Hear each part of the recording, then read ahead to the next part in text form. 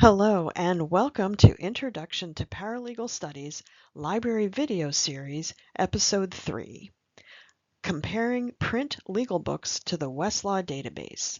I'm your host, Ann Bittner. I'm the Paralegal and Business Librarian at Northampton Community College in Bethlehem, Pennsylvania. Let's get started. For our last video, we're going to compare the experiences of searching for legal information using two very different resources, print books and the online Westlaw database. Here is our research scenario. Our client's 16-year-old son has been begging to get a tattoo for his birthday. Our client doesn't want his son to get a tattoo. He's hoping to find a legitimate reason why he can forbid his son from getting the tattoo that will not make him look like a lame or uncool dad. Can we find any legal justification for preventing that tattoo from happening? On his birthday, our client's son will be turning 17. So our real research question is it illegal for a 17-year-old to get a tattoo in Pennsylvania? Let's go to the Pennsylvania Consolidated Statutes to find out. If you look through the statutes by the binder, one at a time, you'll see that Title 18 of the Pennsylvania Consolidated Statutes covers the topic crimes and offenses. It's also called the Crimes Code.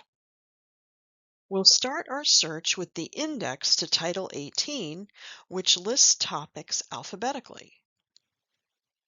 If we go down the pages until we find the letter T, we can find our topic, tattoos, and you'll see we even get the section number as well, which is 6311. So now we have a full citation that we can search for.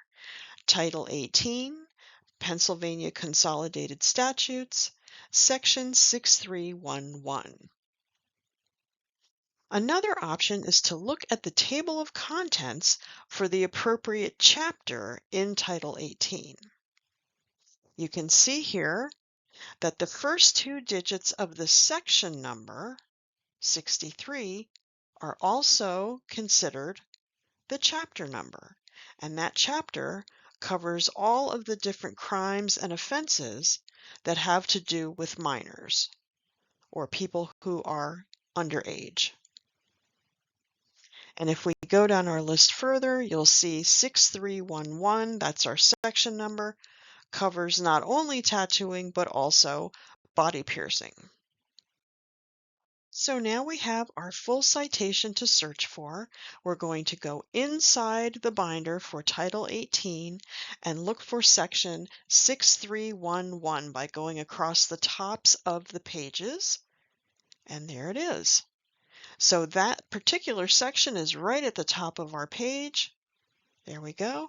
And it covers both tattooing and body piercing. So we are only interested in tattooing, so we want to make sure we narrow it down to just subsection A. We want to add that to our citation to be as precise as possible.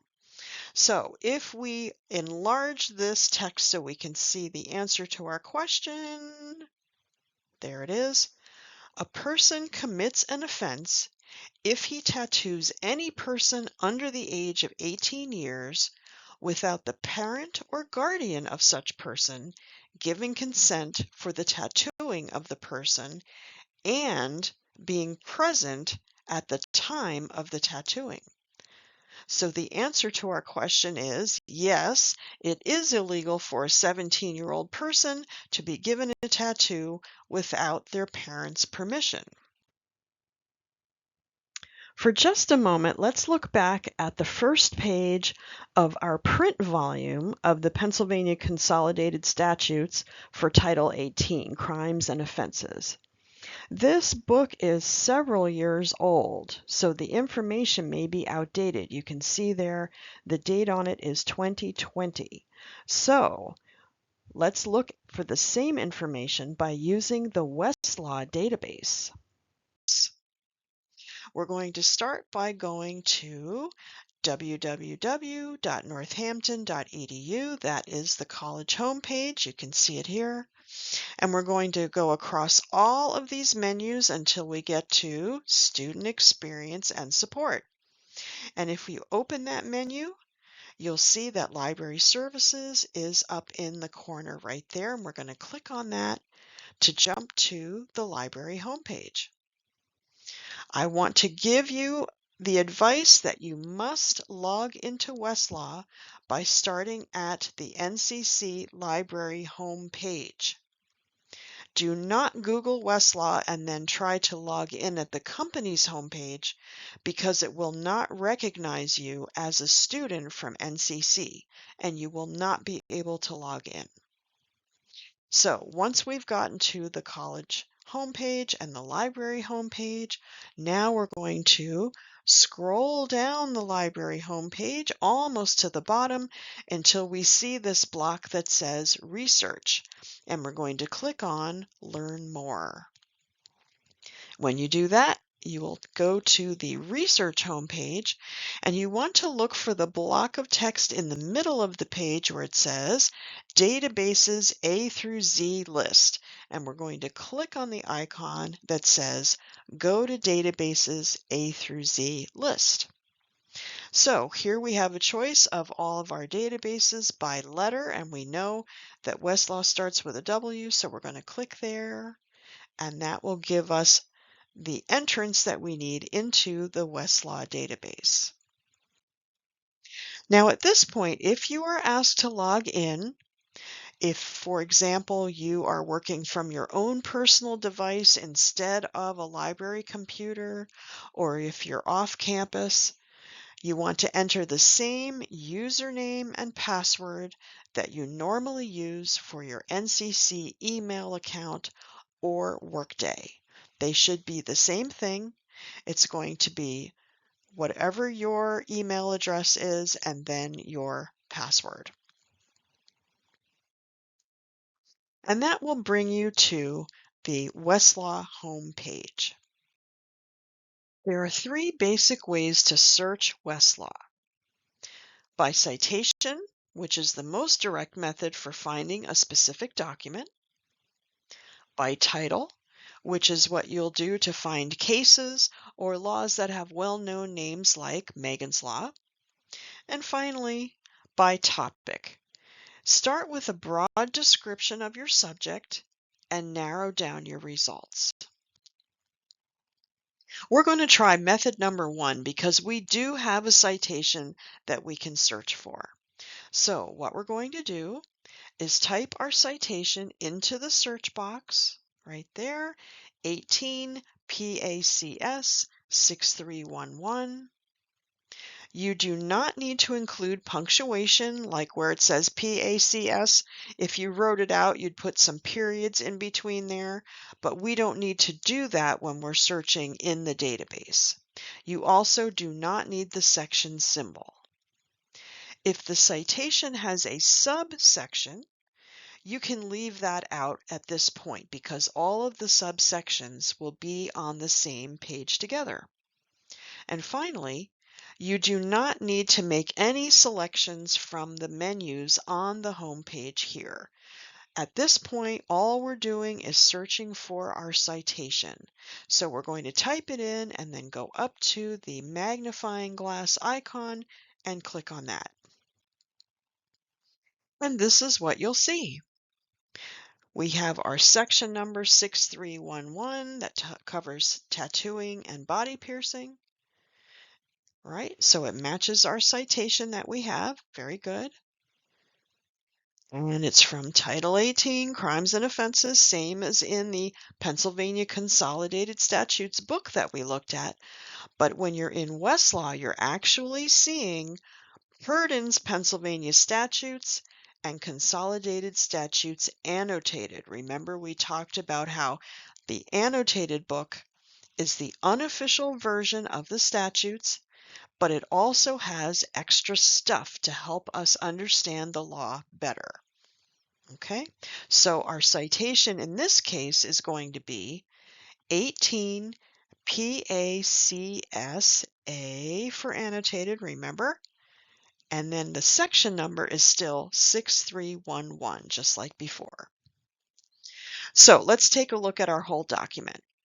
At the top of the page, we're going to find, there's our subsection A, right? So we're looking for tattooing. Okay, good.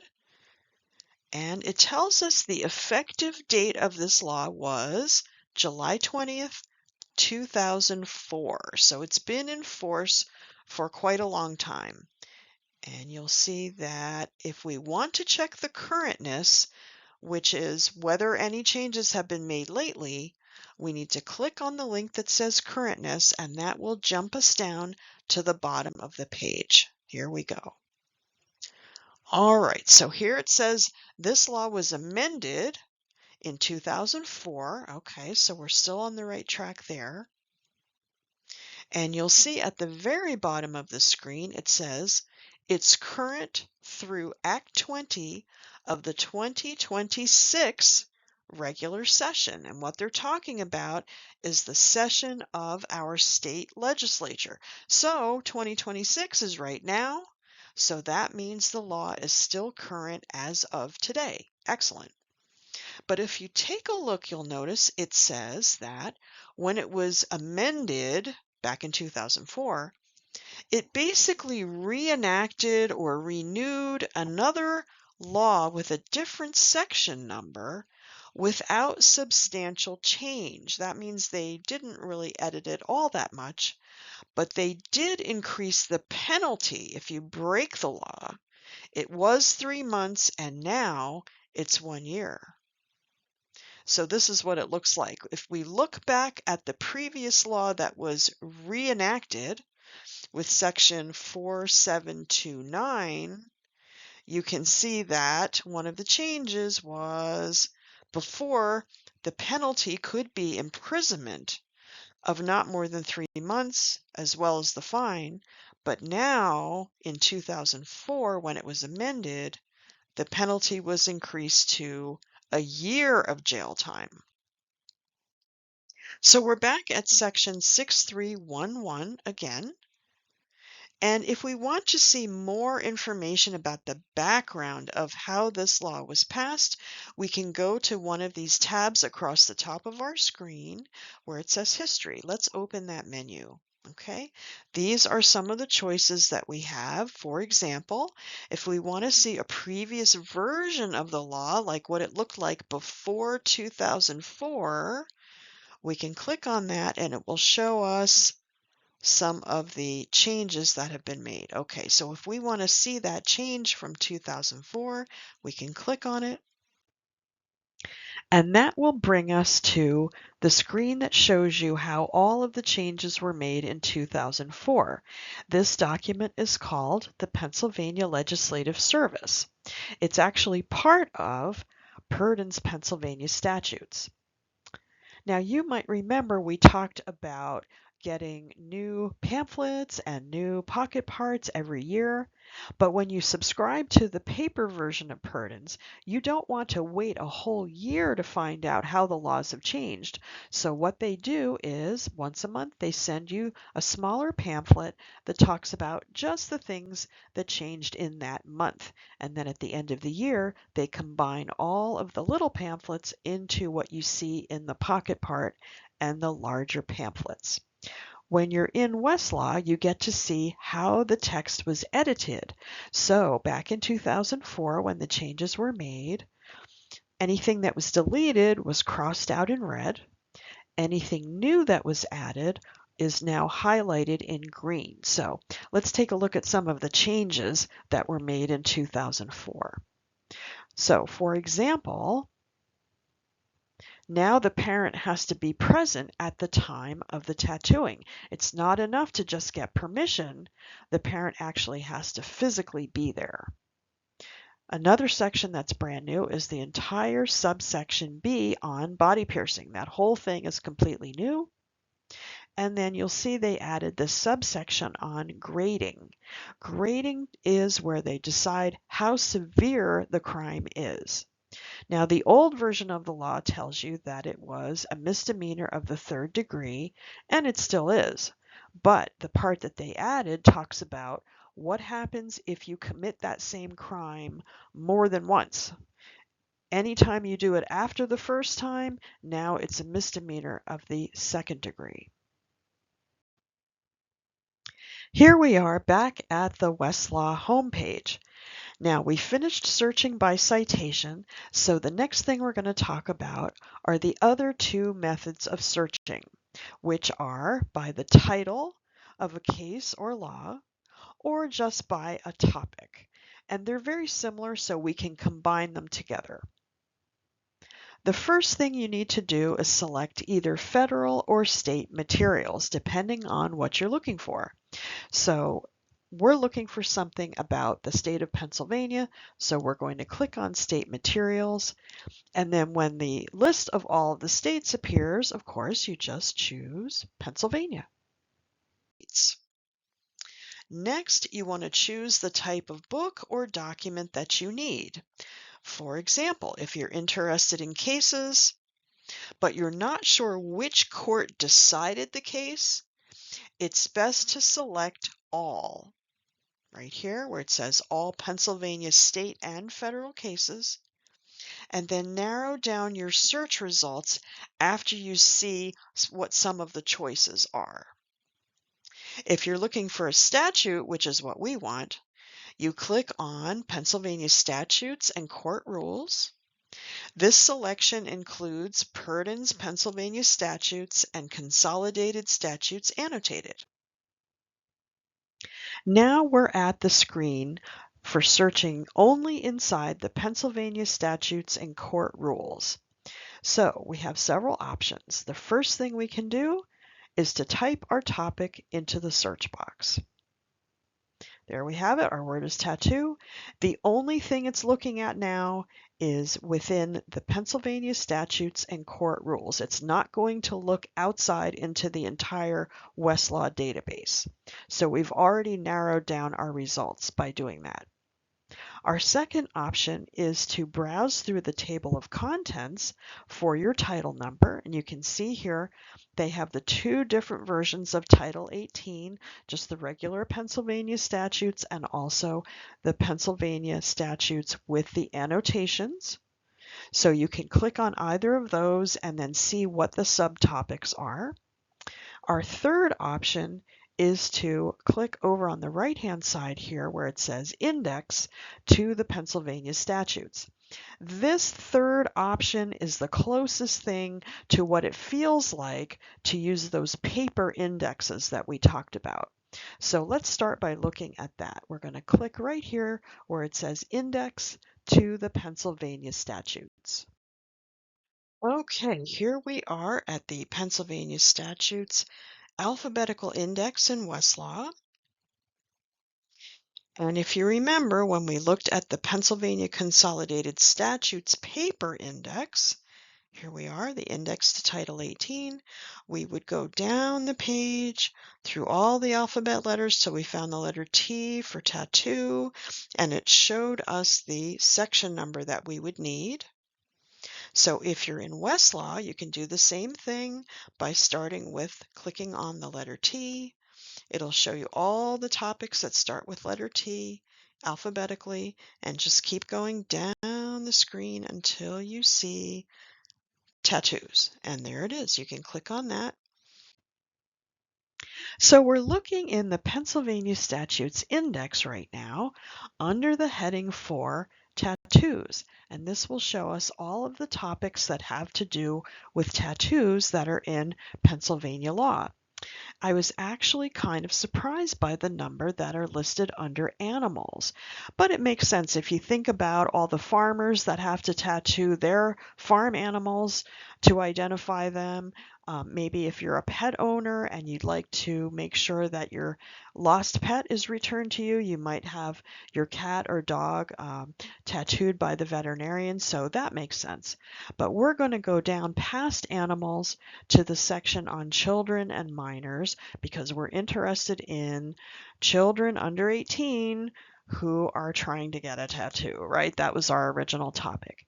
So we can see it's still the same section number, 6311, and it's also listed under crimes and offenses.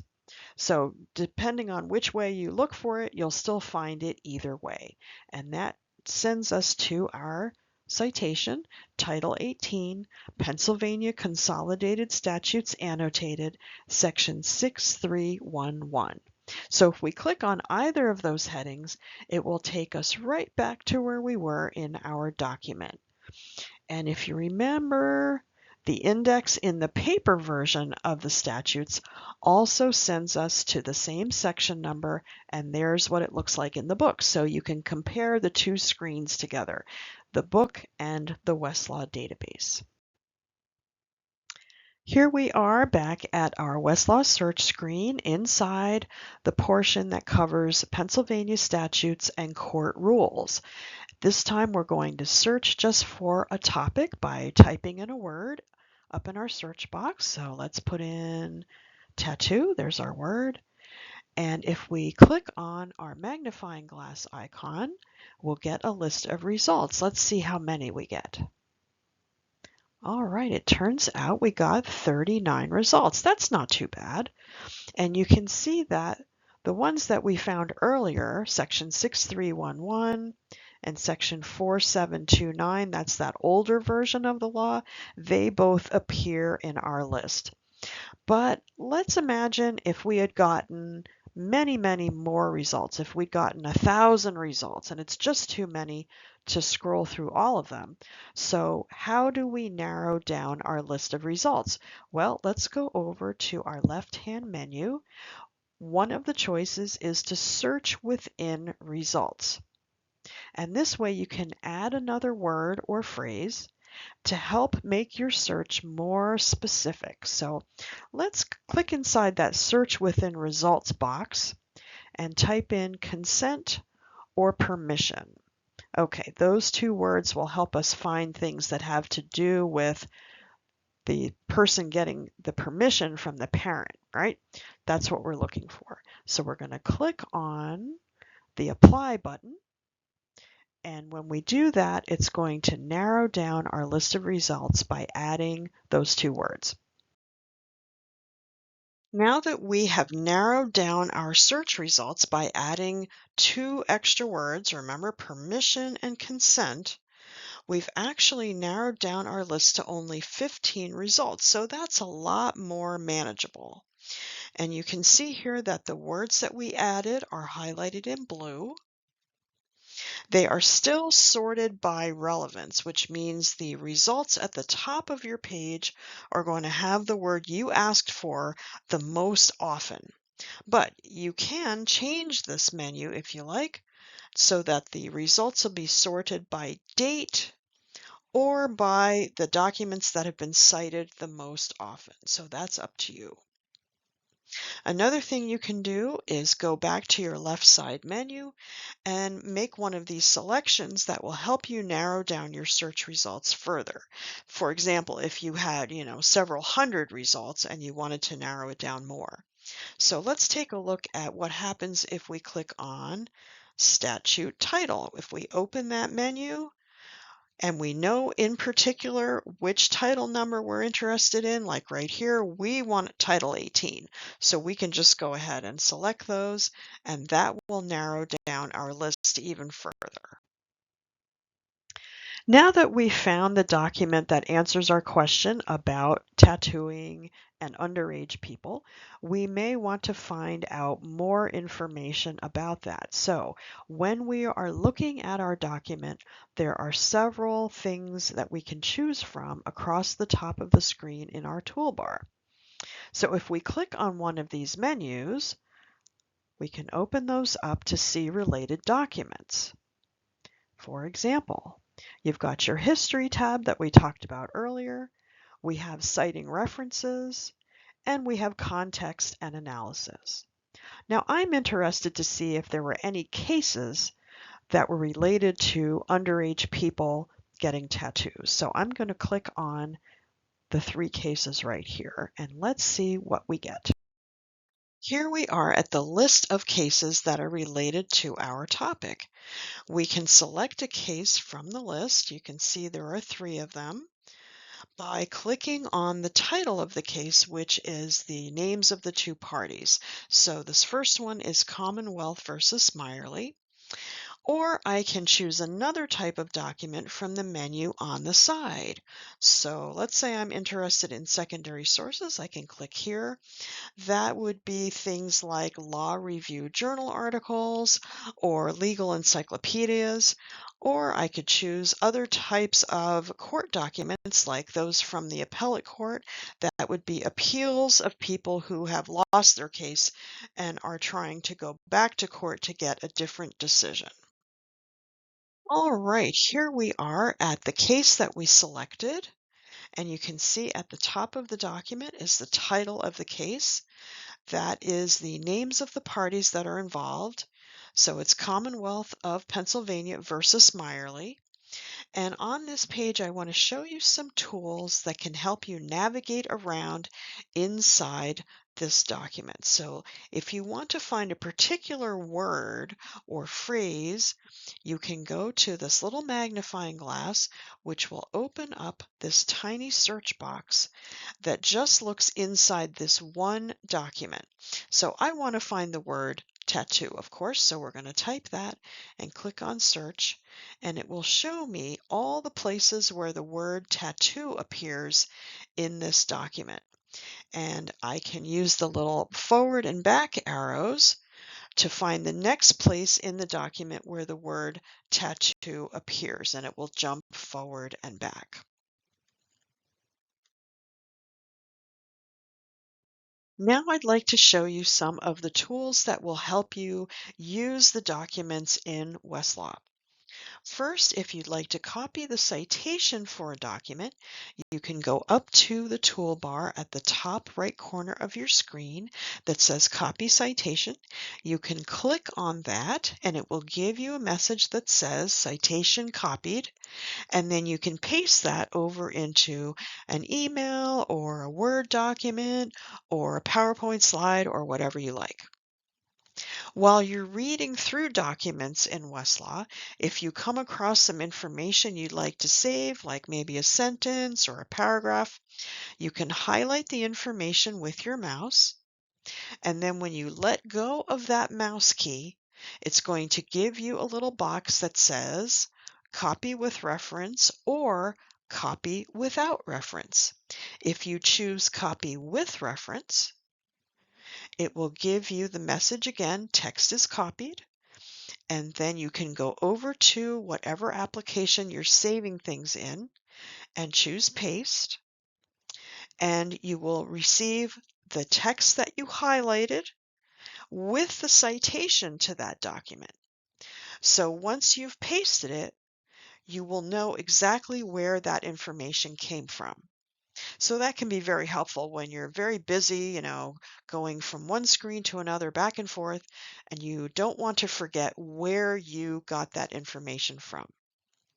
And the last thing I want to show you is this little envelope icon.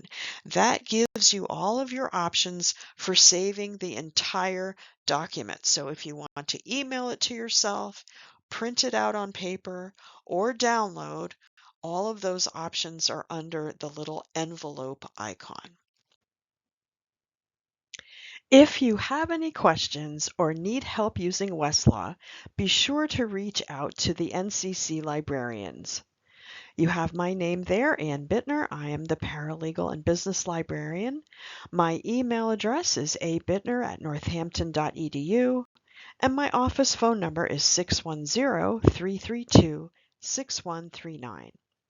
Or if you like, you can chat live with a librarian by going to the NCC Library homepage, www.northampton.edu/library, And if you click on the orange tab that says Ask the Librarian Chat, you can have a live chat with one of the librarians, and we'll be happy to help you with any of your Westlaw questions. Thank you so much for watching.